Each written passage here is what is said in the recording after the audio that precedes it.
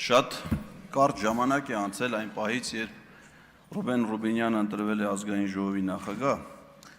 բայց այս կարճ ժամանակահատվածում շատ հաճախ են դարձել անտեղի վիրավորանքները պատգամավորների, մասնավորապես իմ հասցեին։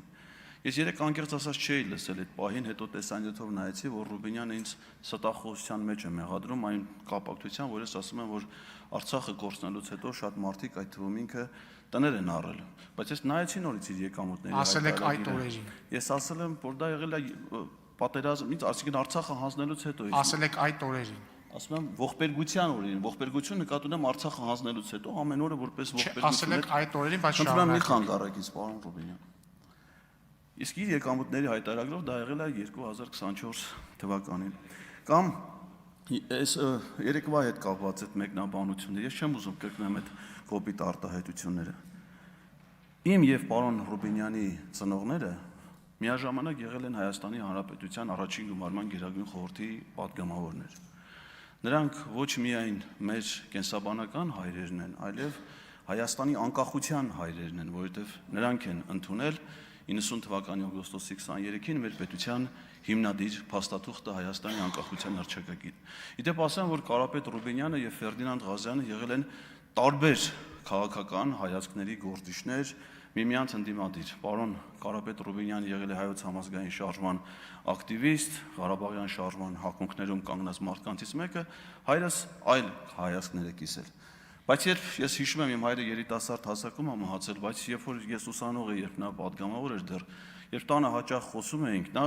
առանձնահատուկ հարգանքով էր խոսում պարոն Ռուբինյանի հասցեին եւ ասում էր, որ չնայած որ նա ՀՀՇ-ից է, բայց դրական էր խոսում եւ ինչով էր բնութագրում որպես դրական հատկանիշներ, հավասարակշռությունը, զսպվածությունը, կոռեկտությունը եւ եթե ես հասկացել եմ, որ դա միայն իմ հոր կարծիքը չի եղել, ես այլ կարծիք պարոն Կարապետ Ռուբինյանի հասցեին դեռևս չեմ լսել եւ շատ եմ ցավում, որ նրա զավակը բացի գաղափարական առումով որոշակի խնդիրներ ունենալով Ղարաբաղյան շարժման եւ այլնի հետ կապված, նաեւ մարդկային բարձր արժանինքները, որը կրում է իր հայրը, ցավոք սրտի ցույց չի տալիս իր հասակակիցների հետ հարաբերություններում։ Գալով ծնողների եւ որդիների թեմային, ես նաեւ շատ խորը ցավ եմ ապրում Աշոտ Եղոյանի համար։ Երջանկահիշատակ Աշոտ Եղոյանը Արման Եղոյանի հայրն է։ Նա ծնունդով Վայոց ձորցի է եւ Վայքից է եւ ես անձնապես եմ ճանաչել նրան եւ ոչ միայն ճանաչել, այլ հատուկ հարգանք եւ ակնածանք եմ ունեցել նրա նկատմամբ եւ հիմա նույն զգացողություններ ունեմ նրա հիշատակի նկատմամբ։ Եվ ես հիշում եմ, երբ որ ես Լեհաստանում Հայաստանի դեսպանն էի, իսկ պարոն Արման Եղոյանը սովորում էր Վարշավայում, ինչ հիացմունքով էր խոսում պարոն Եղոյանը ինձ հետ, որ Արմանը Վարշավայում է սովորում, իդեպ շատ հեղինակավոր հաստատությունում Եվրոպական քոլեջում եւ իր խոսքից երևում էր իր հիացմունքը, հույսերը, որ իր որդին շատ լավ մարդ պետքա դառնա մեր պետությանը ծառայելու, որովհետեւ Աշոտ Եղոյանն էլ ամբողջ կյանքում պետական ծառայությանը նվիրված պետական գիտակցության գործիչ էր։ Եվ ես հիմա լսելով Արման Եղոյանի խոսքը, ելույթները, այդ հայրենիքի փնտրտուքը, մենք խոհեցի ենք թե չէ, դեսպանի մոտ կարող ենք ասել թե չէ։ Ես ուզում եմ ասել պարոն Եղոյանին եւ մյուս բոլորին, որ Սերգեյ Բագրատյանը, ով որ նախագահ Սերժ Սարգսյանի պաշտոնավարման շրջանում ՀՀԿ-ԲՀԿ կոալիցիայի շրջանակներում որպես Վայոց ձորի մարզային կազմակերպության խորհրդի նախագահ ԲՀԿ-ի նշանակվել էր Վայոց ձորի մարզպետ, հաշվի առնելով Վայոց ձորցիների մեծ մասի խոհեցի լինելու, ծագումով խոհեցի լինելու հանգամանքը մի հրաշալի համագործակցություն էին հաստատել Իրանի Խոյի նահանգի հետ եւ պարոն Բագրատյանը ինքնապատվիրակություն առաջնորդել, ղեկավարել Խոյի կուսակալություն, ընդունել պատվիրակություն եւ հետագայում երբ որ ես իրենից հետո նշանակվել եմ Վայոց ձորի մարզպետ, տեսնելով այդ հրաշալի համագործակցությունը,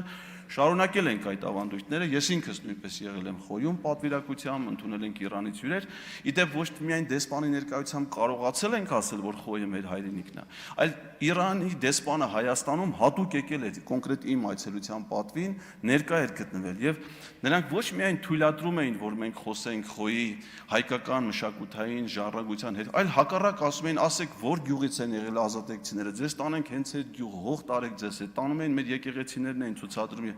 Այսինքն հայրենիքի զգացողությունը Խոյի նկատմամբ դա ոչ թե Իրանի հետ թշնամության, այլ փաստորեն բարեկամության հիմքներ ծառայ եւ պարտադիր չի, որ ես խոյեցի լինեի, որ ասեմ ես Լեհաստանում Հայաստանի դեսպանն եմ, ես հիշում եմ թե Մեկ տարվա ընթացքում մենք 17 թվականին Լեհաստանի հայ համայնքի պատմության 650-ամյակի առիթով 118 միջոցառում կազմակերպել դեսպանի մասնակցությամբ, տարին ունի 52 շաբաթ։ Բոլորը Լեհաստանի կենտրոնական եւ տեղական իշխանությունների հովանավորությամբ։ Երբ որ Լեհաստանում խոսում ենք հայկական հետքի մասին, իրենք թույլ են տալի, որ մենք ասենք, որ Լեհաստանը հայերի երկրորդ հայրենիքն է, որովհետեւ այդպես է որպես կարգախոս սահմանել Լեհաստանի հայ կաթոլիկ եկեղեցու առաջնորդ Լեհաստանի սենատի անդամ Յուզեֆ Թեոդորովիչը։ Եվ որ դուք լսեիք Լեհաստանի նախագահ Անջեյ Դուդայի խոսքերը, ուղղակի ցնծություն էին բերում յուրաքանչյուր հայի ոչ լեհայ լինող խոյեցի ծագումով Էդգար Ղազարյանի համար, երբ որ նա ասում էր Լեհաստանի հաջողությունները սկսվեց այն պահից, երբ որ մեր այրուները խառնվեցին իրար։ Այլ տարածքների, որտեղ հայեր են ապրել, որտեղ մենք մշակութային ժառանգություն ենք ունեցել, դա հավակնություն չի։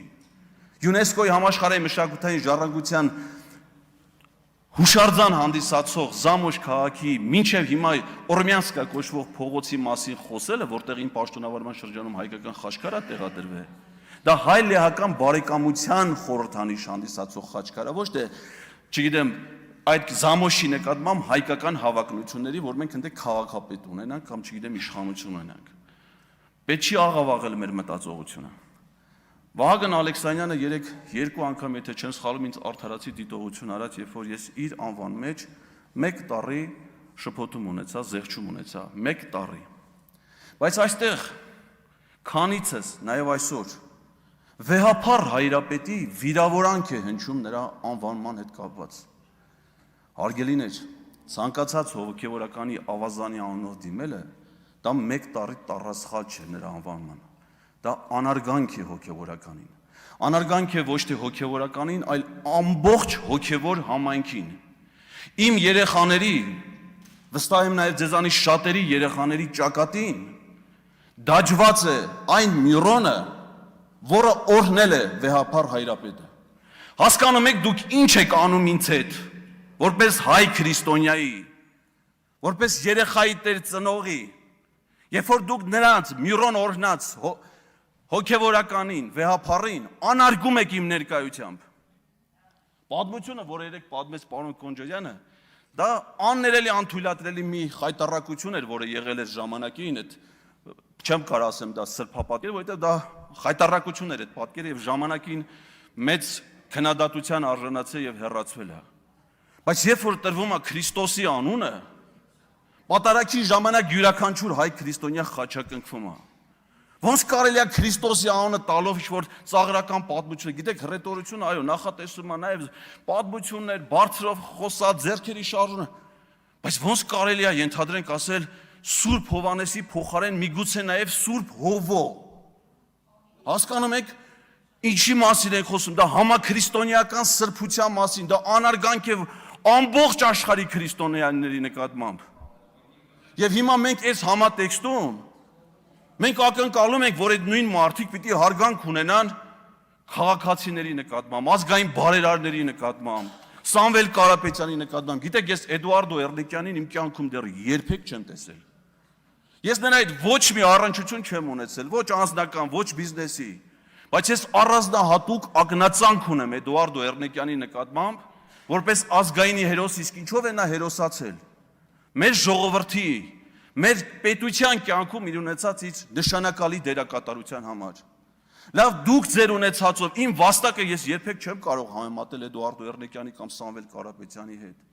Բայց ոնց կարող ենք մենք լեզու բացել եւ այդ մարդկանց հասցեին, հանիրավին, որում երբ որ նրանք եւ ոչ ձեզ անձնապես, ոչ մեր երկրին, ոչ մի վատ բան չեն արել, որ մինչեւ այսօր հեծի հետ կապված թղթերը, մինչեւ այսօր չէ, մինչեւ падգամավոր դառնալ դեռ Նարեկ Կարապետյանն էր ստորագրում, փոխհատուցելու նրա ստեղծված վարկերի պարտավորությունների ծախսերը։ Խնդրում եմ ձեզ, հարգանք ցուցաբերեք։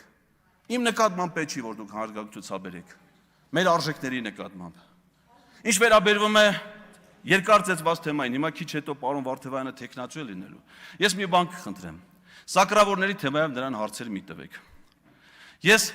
հաշվառում չեմ տանում, կխնդրեմ, դա իհարկե խմբակցության ղեկավարը պարտավոր չի 15 վայրկյան, եթե թույլ կտաք ավել։